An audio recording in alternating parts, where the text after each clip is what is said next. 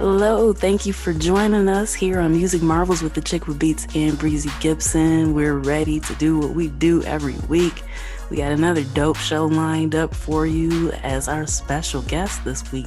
We have Plaay the Renegade, so there's that interview to be on the lookout for. Of course, we got music industry news and beats by yours truly. So, I'm pretty excited about it. How about you? Yeah, time goes by, summertime in the mix. Summertime in the mix if you're in our hemisphere. And so things are opening back up. It's a lot of stuff happening. So, let's get it. All right, let's go.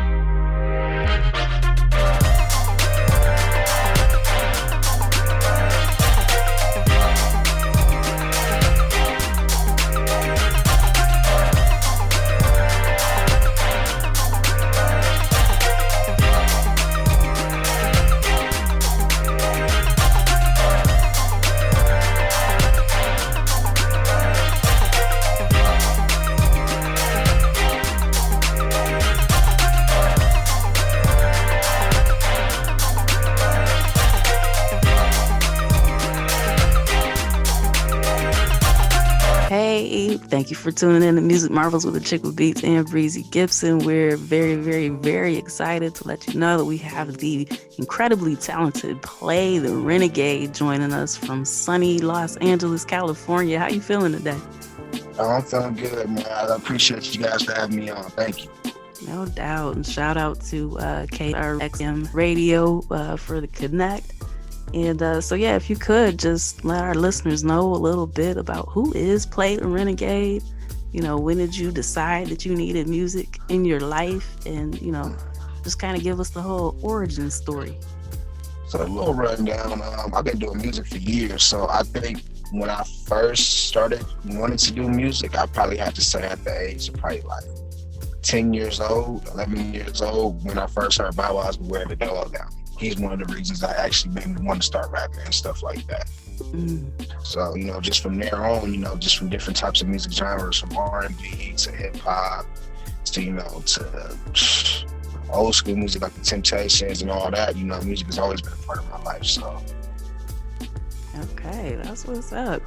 So, okay, you know, with that being said, what do people need to know anytime they listen to Plaay the Renegade? What's the essence of your music trying to convey to them? I tell the truth. I'm about what I say, you know, and I always try to make sure people, you know, even people in the position that, you know, want to rap or, you know, always been told no or stuff like that. I want people to hear my music and know, like, anybody can do this. Like, it's possible as long as you got the hustle to drive. Anything you want to do, you can do this. So it's like when people hear my music, I want people to feel uplifted. I want people to know, like, oh, okay, he's serious about what he say. Oh, you know, I may be cocky on some of the stuff I say, but hey, I'm just, you know, I'm just real. I'm just honest, you know. Yeah, that's definitely an admirable quality and, you know, great to have in this day and age. Wouldn't you say, Breezy? Oh yeah. See, you stepped in it, you know, with me when you mentioned the Temptations. The first thing I thought about was class, man. I thought about class. Okay, see, you know, now that, you know, those brothers, what they did, you know, in Blazing the Trail a long time ago. Okay, you know, they made it so much more easier for other artists that have come along. But yeah, once you mention them, oh, you're all in with me, because I'm like, oh, it's like this is serious, okay? And, you know, you're believing in what you're doing, but then you're inspiring other people that, hey, you can do whatever you feel like you can do, and so on and so forth. So yeah, it's all good, man. It's all good. Yeah, you know, I always tell people all the time, you know, especially when you're doing music, you can't be one-sided, especially if you're a rapper. You always got to have a different ear with different genres, whether it be rock and roll, whether it be R&B, pop, anything. So it's like my ears in tune to like just music in general. I may be a rapper, but I'm also an artist that's in tune with other people's, you feel me, art, music, and all that. So yeah, that's why when I tell people, a lot of times, you know, people don't believe me when I tell them R&B is probably one of my favorite, you know, genres. Yeah, that's something that you know, I think that a lot of people kind of overlook, because, you know, and I've, you know, made posts and stuff on social media like, okay, well, I love, you know, tampering with different genres or whatever, and people are like, nope, I'm just straight boom bap, I'm just straight hip hop. But hip hop itself encapsulates all those other genres. So how can you just be hip hop without being a little bit R&B, without being a little bit rock, or, you know, whatever else there is? So yeah, that says a lot that you recognize that, and, you know, just kind of embrace it, as opposed to fighting it the way some artists do. So yeah, you know, one thing, you know, it's been kind of tough with the pandemic and, you know, not being able to do live shows the way that we once were. But how have you been able to kind of adapt around that so far? Yeah, you know, it's been kind of hard since the pandemic hit, you know, with even trying to go to live venues and shows like that. But, you know, by the grace of God, through KRXM, you know, I'm able to, you know, do live shows, and every time they have events, I'm able to do certain things here and there, so I can, you know, broadcast my talent to all my fans and everybody that do want to see me. So, you know, these live shows on, you know, Instagram Live and stuff like that, I honestly feel that's going to be the future of a lot of shows. Like, if people don't feel comfortable going out to certain venues and stuff like that, I feel there's going to be a lot of rappers out there, or a lot of entertainers out there in general, you know, that's going to just start doing a lot of live concerts and stuff like that on Instagram Live and stuff like that. So, since the pandemic and stuff like that, it's been cool, just been able to perform live and stuff like that on Insta, even though you can't perform in front of all your fans, personally and face to face. Absolutely. And, a lot of the industry experts are predicting that that's how it's going to be. It's going to be a mix. So, yeah, you got the people that have been sitting at home and can't wait to get back out and get, back to shows. But then you also have the people that, maybe weren't really doing shows or going, before, or those that were going and found out that they like being at home. So you're right. It's going to be necessary to cater to both audiences in order to maximize it. So, so far, we haven't even been that deep into the interview, but you've provided so much insight. You can tell that you're monitoring what's going on. You're a forward thinker, and how has that helped you so far in your career? It's helped me pretty good, and I got a good team around me too. My manager, he helps me with a lot of things like that too. We talk daily, so we bounce different ideas off of each other. And me personally, I always feel like if you're an artist, especially if you're a hip hop artist, stuff changes every day in our genre. You got to stay in tune with what's going on. Like, you got to get on these blogs, you got to get on certain, social media sites and look at all this stuff and see what's trending and see what's going on. So if you can capitalize and see what's going on and kind of get, ahead of the competition, because that's why I look at a lot of these rappers as sometimes it's competition. Well, not sometimes, all the time. Like, you got to get ahead of the competition. So yeah, you just got to do your research and do your homework. So it's been working out pretty good so far. Like, I've been ahead of a lot of my competition so far. Breezy, are you hearing what he's saying? Like, that's the whole essence of Music Marvels. That's right. And so being ambidextrous is a great thing, and so when you put that research in ahead of time, stay ahead of the game, just keep flowing with it, keep flowing.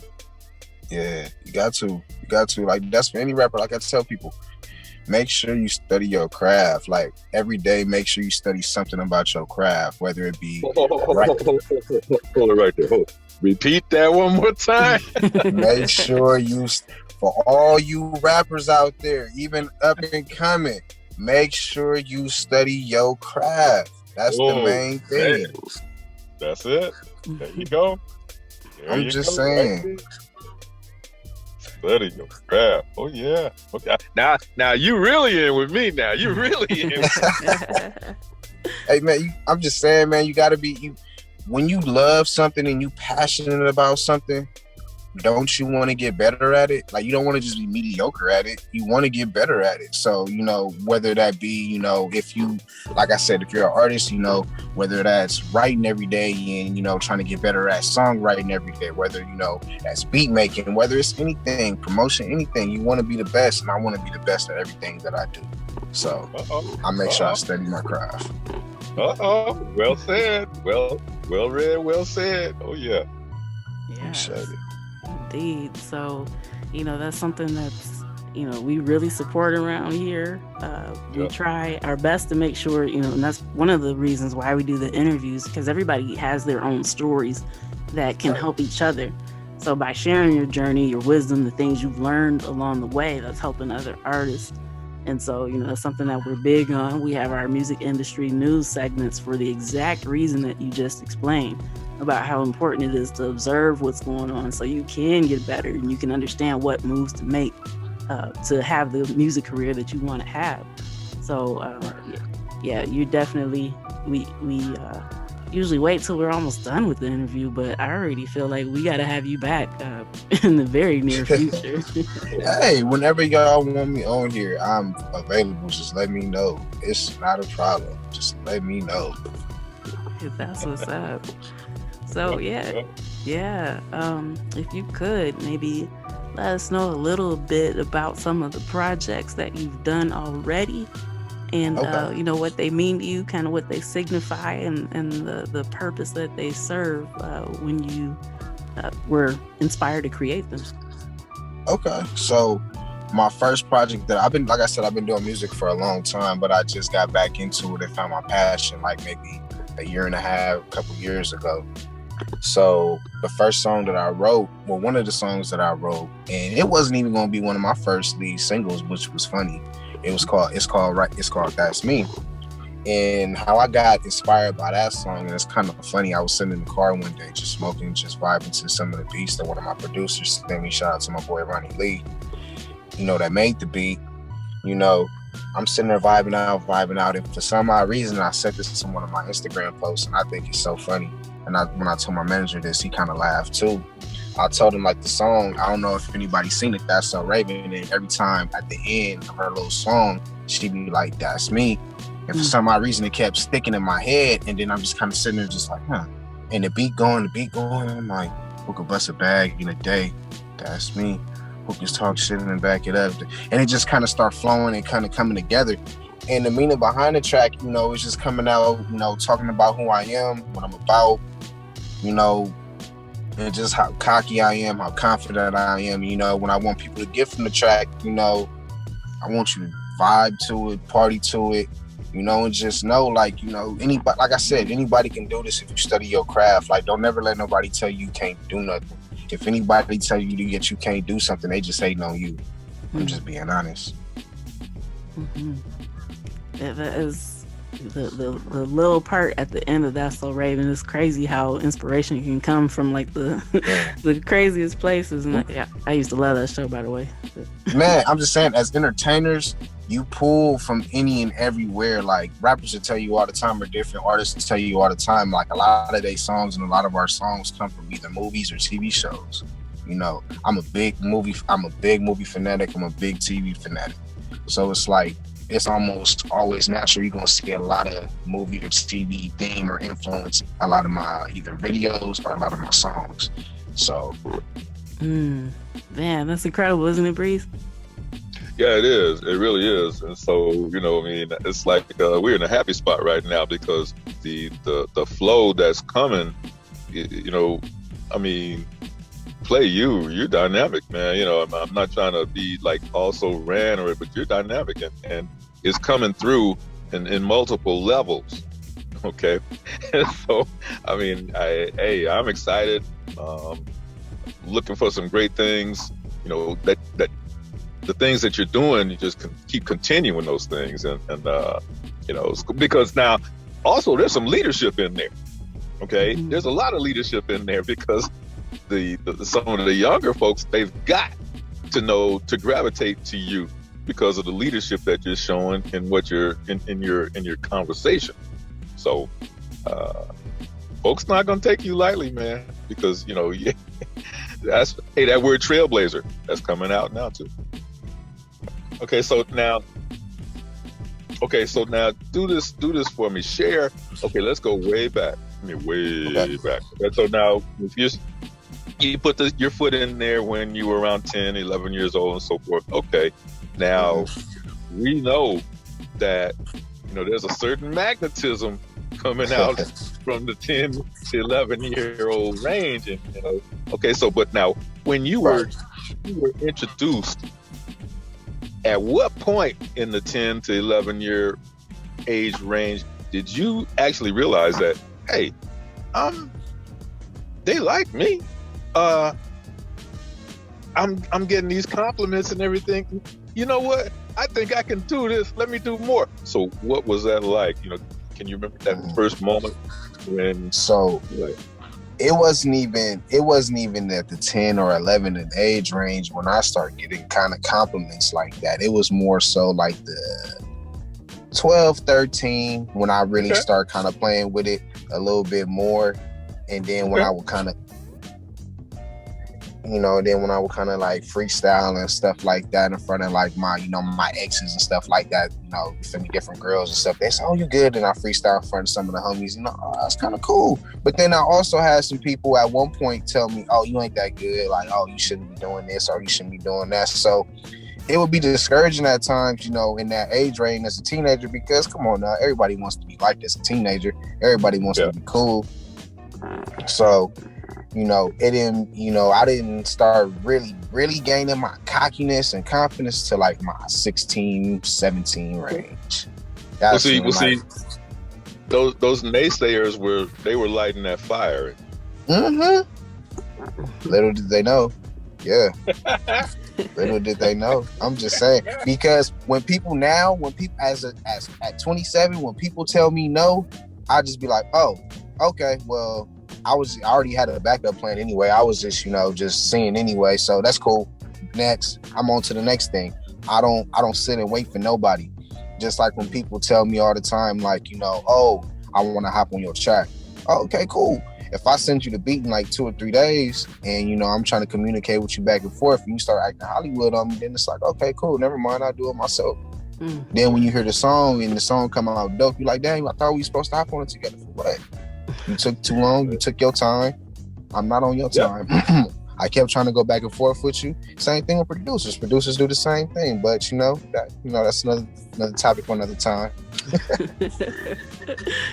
Man. So no matter what element anybody's in, you still have to come proper. You still have to come correct. So if somebody gives you an opportunity and you lag on it, you don't respond, that's their fault. So. Man, dreams don't wait for nobody. Oh, there you go. Dreams don't wait for nobody. Dreams don't sleep. I'm just saying. You gotta want it. You gotta want it. If you don't want it as bad as you want air every day, then you ain't never gonna achieve nothing. Man. Hello. Yep. Like, that is heavy. So that's something I definitely agree with. I'm big on opportunity costs. So, if I'm waiting on you, then I'm losing out on my end. So exactly. I feel you on that. So, once again, we really appreciate, all the gems and stuff that you came through and dropped. But, if you could make sure that you let everybody know where they can connect with you and keep up with what you got going on. Now's a good time to share all your socials, all the platforms you're on, and all that good stuff. Right. They most definitely could follow me on Instagram. That's what I'm mainly on, PLAY, the Renegade, THA Renegade, Instagram, all that. Make sure to follow me at all those social media. Pretty much play the Renegade at everything. And make sure you look out for that. Pretty much look out for my new merch that's coming out soon, Stoner Thoughts. And keep my new single, That's Me. Keep streaming and keep adding me to the playlist. All right, that's what's up. And, if there are any lasting thoughts that you want to leave with the audience, like I said, you've already shared so much wisdom, but if you got any more or anything that you just want the world to know, you can share that now. Just stay on it, stay hungry, like I tell everybody, it's a competition, it's a competition, stay in y'all race, make sure, keep doing what y'all supposed to be doing, just stay on y'all hustle, stay on y'all grind. All right, that's what's up. And Breezy, if you have another question or a comment you'd like to leave Plaay with. Oh yeah, I got a comment, definitely, most definitely. See, that right there, I'm an entrepreneur, okay? But see, what you just dropped, that put a mirror right in front of my face. I'm like, okay, right. This thing's a competition. Tie up these loose ends. Keep your ears open so you can get better, learn more. And see, and So, hey, my hat's off to you for spending the time with us and inspiring our listeners from sea to shining sea and beyond. So, it's all good. Appreciate it, and I really appreciate it for y'all having me on. I would love to come back. Whenever y'all need me back, just let me know. Yes, sir. Yeah, we will definitely be in touch. And, even if you've got something coming up and you haven't heard back from us yet, you can feel free to reach out. We've got an open door here. And, just thank you for your time, your energy, and sharing all your wisdom with us. Thank you. I appreciate it. Thank you guys so much. All right. Renegade. Yes, and that was Plaay, the Renegade. Man, just a forward thinker. Very intelligent, and I just love the fact that he just came through just dropping gems left and right, and I really look forward to having him back on the show again soon. Yeah, he has a certain intrinsic value that most people can absorb, and that value can take them to higher heights. So yeah, it was really great for him to come through. Yes, indeed. All right, we're going to break into some more music by yours truly, and then we'll be right back after that with music industry news.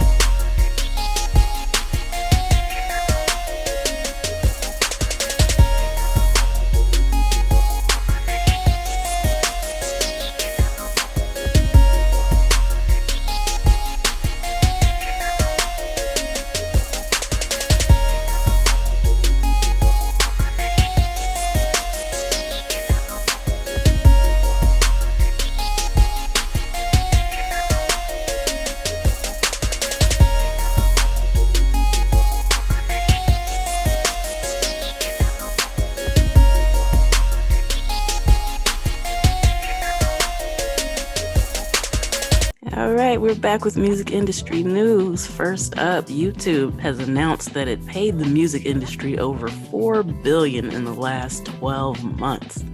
They're saying that the money was mostly obtained from YouTube ads and YouTube Music and YouTube Premium subscriptions. So the payment was equivalent to approximately 20% of what it earned in ad revenue last year across the entire platform. So, I mean, if you take a look at it, more than 30%, which is about 1.2 billion, came from user-generated content. So, apparently they're doing big things. It's something to be looking forward to, that they're actually paying out that kind of money.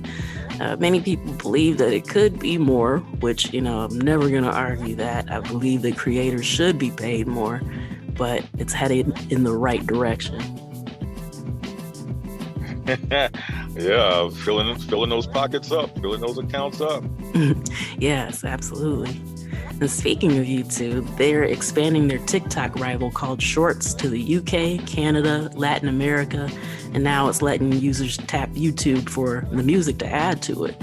So, as we've talked about this before, around the time that it launched, because it came out first in India and then came to the US. So now it's opening up a little bit more.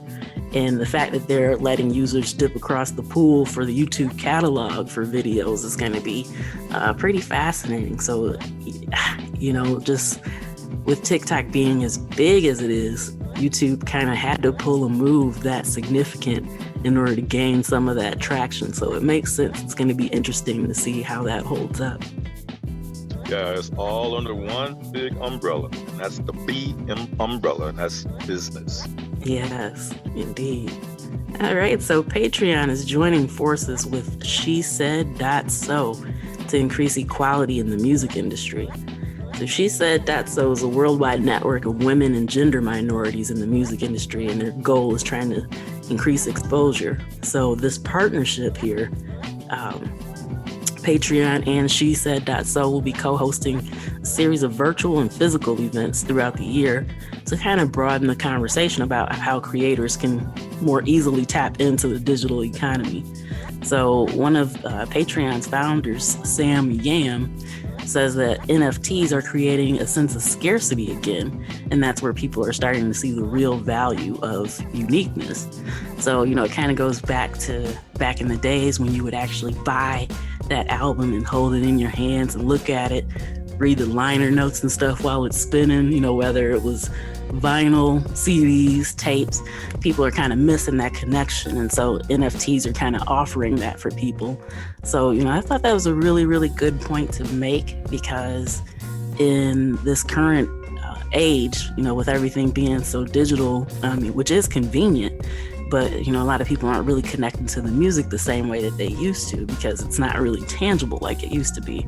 So although NFTs aren't necessarily tangible, it's still something special that you can own, and that there's only so many copies of it, if any exist at all. So I think that's a great point, and it's definitely something to be looking at.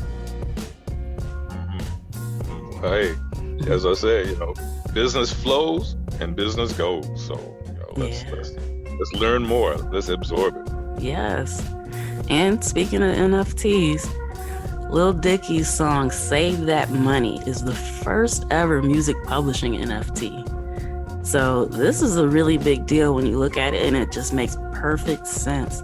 So a lot of artists are selling their music as NFTs and maybe different pieces of art or whatever connected to it, which is totally awesome. But this actually allows the purchaser of the NFT to be able to continuously collect income from it. So the highest bidder will receive a slice of all future mechanical, public performance, and sync royalties for the song that was released back in 2015. So this means that, whoever wins the bid, they'll generate income every single time the song is streamed, sold, broadcast, or licensed. That's heavy, ain't it? Will it ever stop? Nope.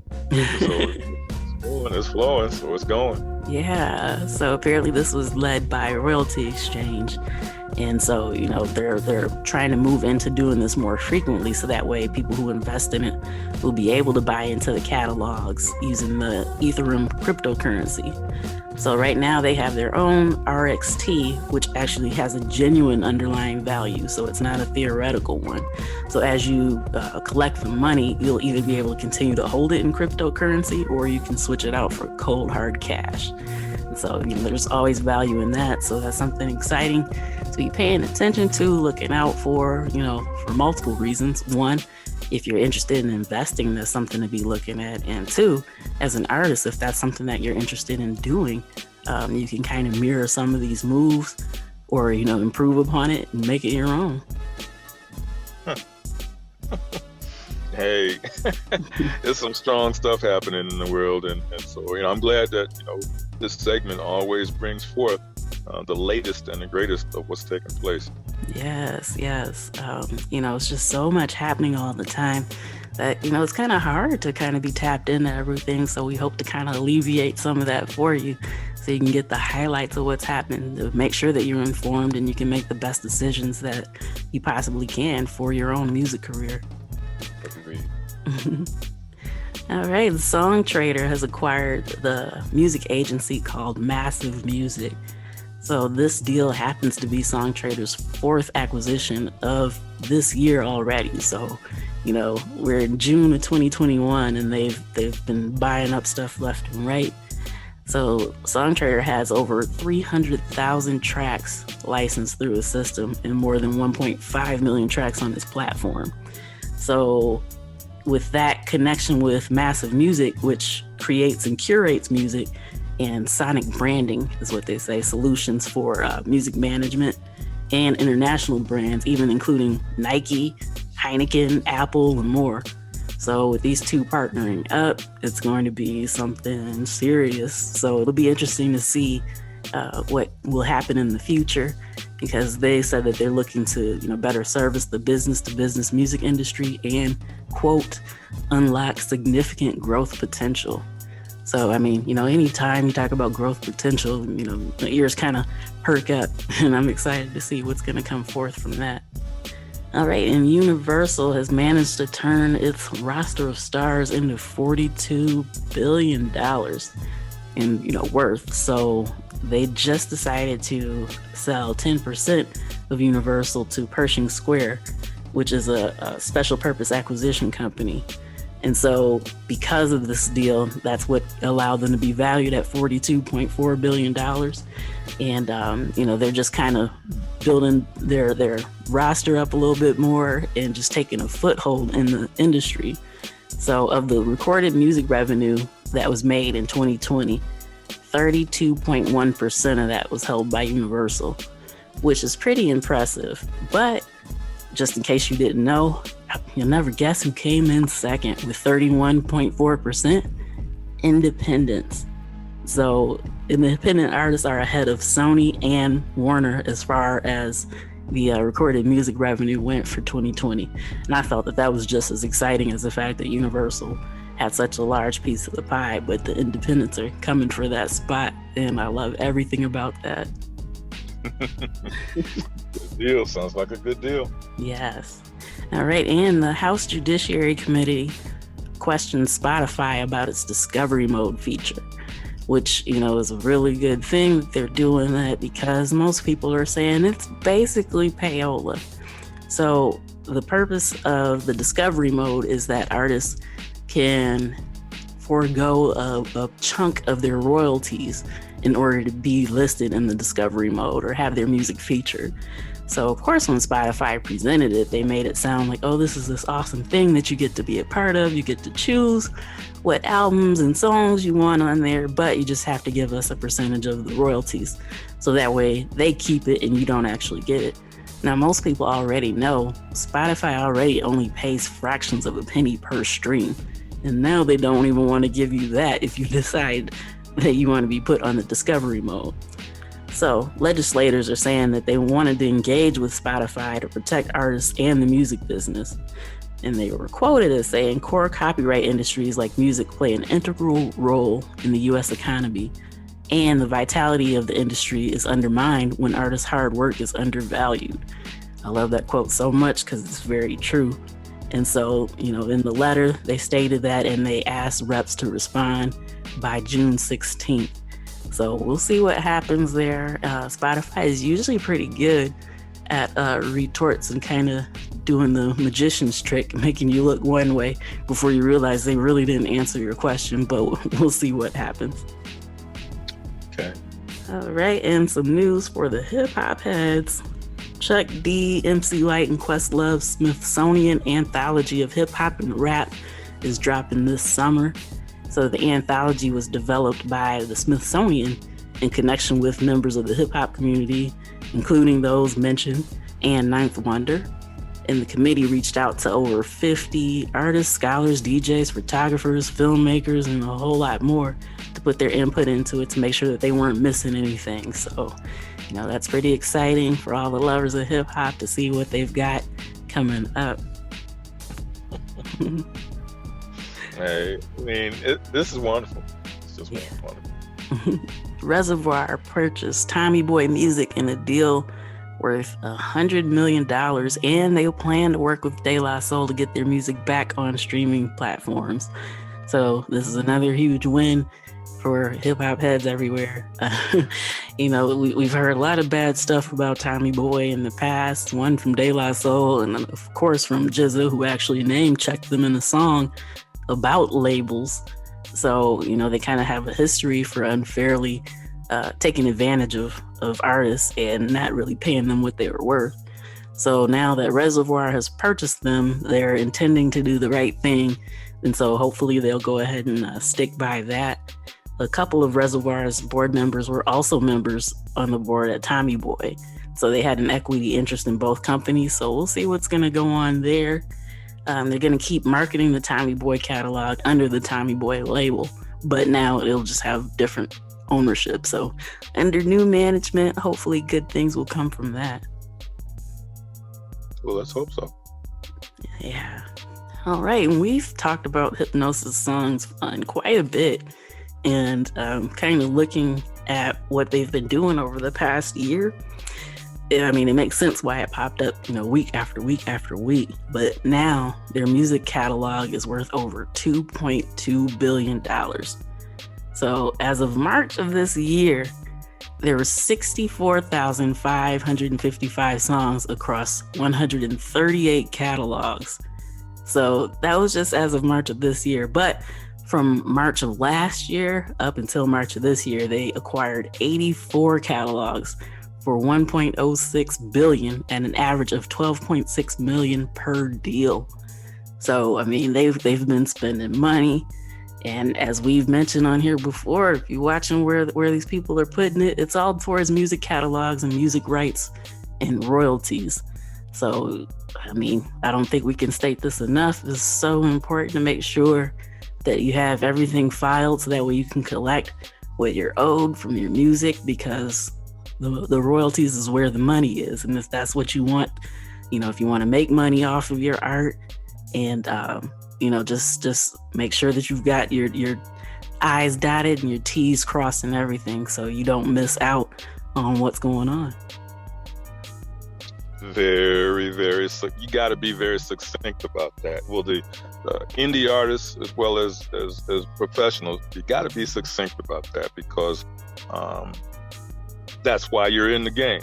That's why you're in the mix, is to provide music for people globally, but at the same time, hopefully earn a return on your work. And so you got to stay on top of that, and not just and make sure that you're receiving those returns and not being taken for a ride. Yes, exactly. And speaking of putting in work, Snoop Dogg is joining Def Jam as a strategic consultant. So he's going to stay based in LA, but he'll be working with Universal Music Group CEO and chairman Lucian Grange and Jeffrey Harleston, who is Def Jam's interim chairman and CEO. So, that's a big deal. Everybody knows that he's got some years in the game, but for him to be moving into the role of strategic consultant is pretty cool, I think. Yeah, well, I'm sure they signed him to a non-disclosure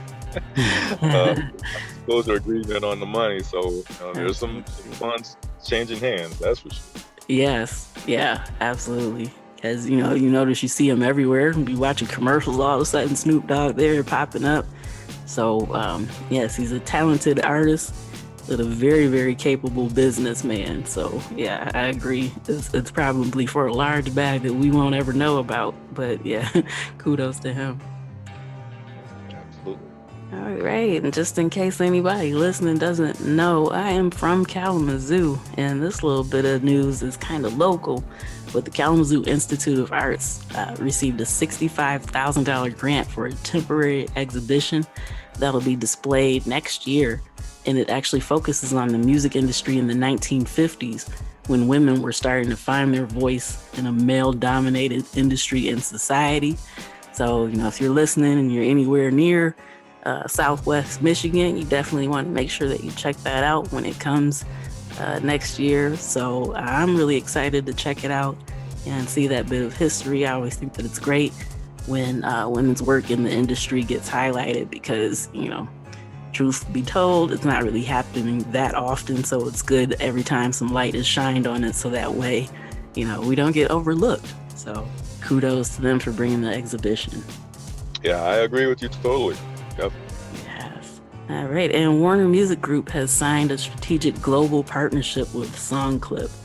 So Songclip has been doing some interesting stuff as far as technology is concerned. So when it's integrated with other apps, their interface allows users to search for and share music clips in everything from social media to even dating profiles.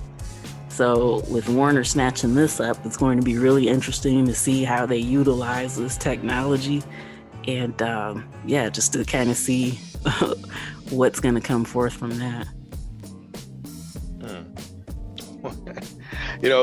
And I'd like to say to all the peeps that are out there right now, these types of news tips, music news tips that are brought about, they're designed totally to educate and totally to make you aware of what's going on, because there's so much that it's an informational superhighway just with these tidbits. So thanks for listening in, and thanks for sharing these kind of tips, or at least the show, with your buddies and friends and so forth, because you can walk away learning a whole lot from this. Mm-hmm.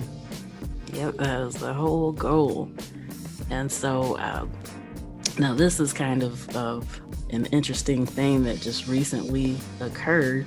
So Universal Music Group and Piaz striked a strategic global alliance.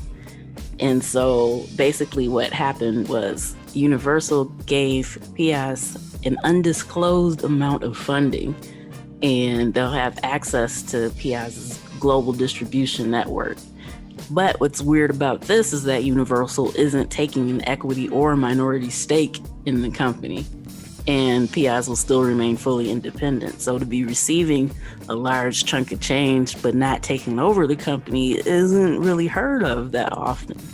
So when you kind of dig into it, and this is just, theories behind the reason why they're not taking stake in it, but just kind of benefiting from giving them the money, is that when Universal decided to acquire EMI back in 2012, the European Commission required that they divest a collection of assets, which later became the Parlophone label group, and they couldn't reacquire any of those assets for 10 years, which will be up next year.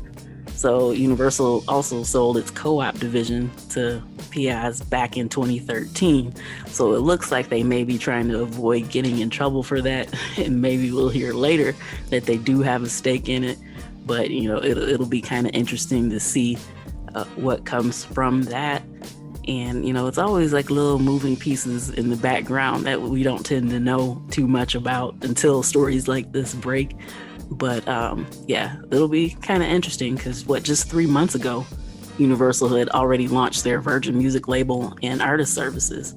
So that's for its own distribution services for like independent artists and labels. So for them to kind of make this move so close to that, they've got to be planning something big.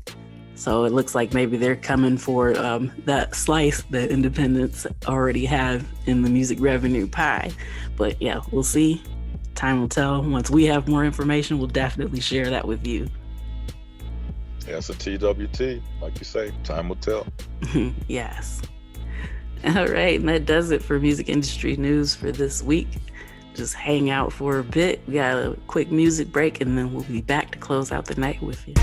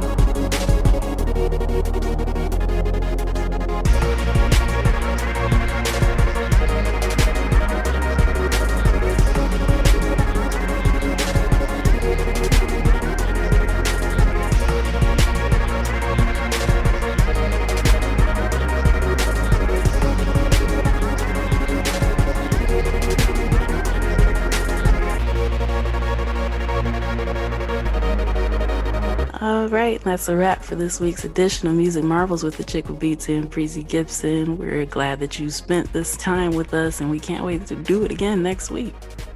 That's right. That's right. You know, and as the seasons are evolving and different things are happening on the worldwide scene, especially with music, a lot of folks are up and at 'em, pretty happy about the return of some live music, you know, whether it be out in parks or amphitheaters or even indoors. So happy days are ahead. So you can raise your hand to that and put a smiley face on. Yes.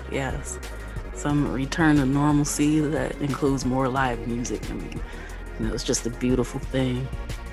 And so, yeah, we will be back next week, same time, same place. Tune in, tell a friend, and we'll see you then. Peace. Peace.